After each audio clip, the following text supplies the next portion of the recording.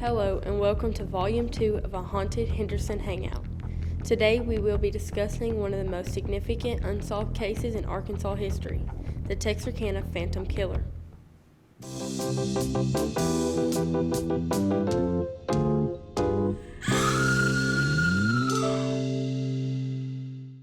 Our story starts on a cool February night in 1946. After watching a movie downtown, Jimmy Hollis and his girlfriend, Mary Jean Larry, are parked on a secluded road known as Lover's Lane at 11:45 p.m. No more than 10 minutes later, a man in a white cloth mask appeared at the car's driver's side door, blinding the pair with a flashlight he was carrying. Hollis believed it was a prank and he told the man he had the wrong people. But the man responded, "I don't want to kill you, fellow, so do what I say." The man ordered the couple out of the car and struck Jimmy twice against the head with the pistol he was carrying.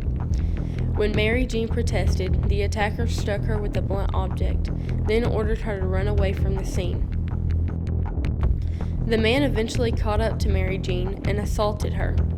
The girl managed to escape on foot to a nearby house almost a half-mile away.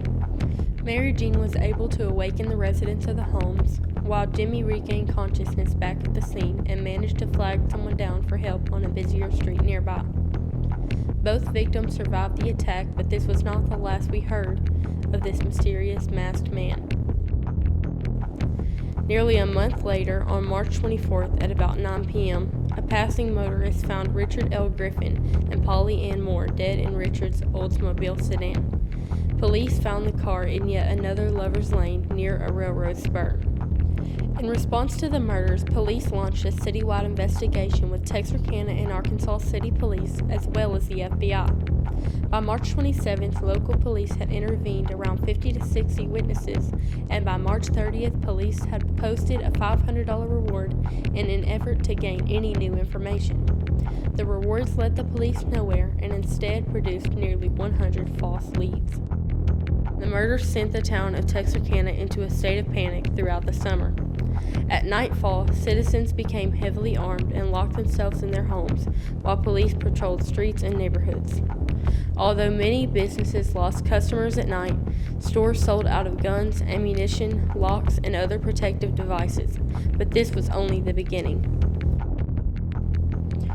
On April 13th, a typical Saturday evening, Betty Jo Booker was playing her alto saxophone for a regular weekly gig with her band, the Rhythmarines, at the VFW Club at West 4th and Oak Street.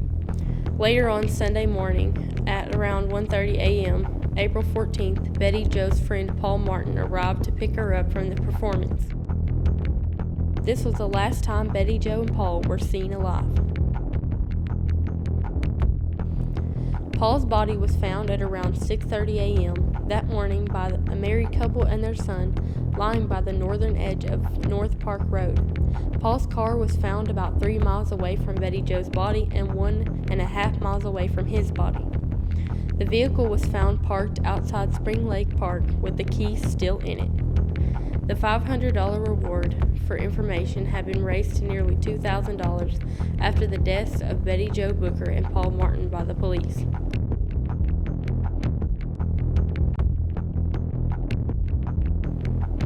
But the Phantom Killer still had one more crime to commit, his grand finale. Sometime before 9 p.m. on Friday, May 3rd, farmer and welder Virgil Stark sat in his favorite armchair listening to the radio in his home nearly 10 miles northeast of Texarkana. His wife Katie gave him a heating pad for his sore back before laying in their bedroom, a room just off the sitting room where Virgil was. After hearing a noise from the backyard, Katie asked Virgil to turn down the radio. Seconds later, as Virgil was reading the Texarkana Gazette, 2 shots were fired into the back of his head from a closed window 3 feet away. Katie heard not the gunshots, but what sounded like the breaking of glass, thinking Virgil had dropped something. She went to see what had happened. As she entered the living room, she saw Virgil stand and then suddenly slump back into his chair. When she realized he was dead, she ran to the phone to call the police. She rang the phone 2 times before being shot twice from the same window.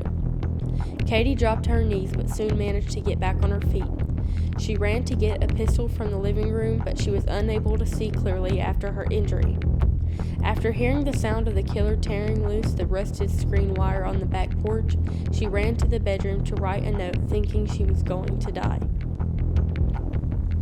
Meanwhile, the killer made his way through the kitchen window. In response, Katie ran through the entire house to get away from him. Still in her blood-soaked nightgown and with no shoes, she ran to 2 different houses before telling one of her neighbors Virgil's dead and collapsing on their front porch. Katie was taken to the hospital where she was questioned by the police the next morning, Saturday, May 4th. The headline on the front page of the news read, "Murder rocks city again. Farmer slain, wife wounded." The murder of Virgil Starks and the attack of Katie Starks ended the Phantom Killer's reign of terror, but the hunt for his identity was not over. Throughout the investigations of the Phantom Killer case, almost 400 suspects were arrested. Police eventually landed on Yoel Sweeney as a major suspect for the murders. However, investigators never found enough evidence to charge Sweeney for these deaths. Later, Sweeney was arrested for car theft but was never charged for any other crimes or held accountable for any of the victims. Many more suspects were questioned, some even confessing to the murders themselves, but no one was ever arrested for the crimes that the Phantom Killer committed. Today, many believe Sweeney to have been the Phantom Killer, but with no official arrest made against the murders, one of the biggest serial killer cases of Arkansas history remains unsolved.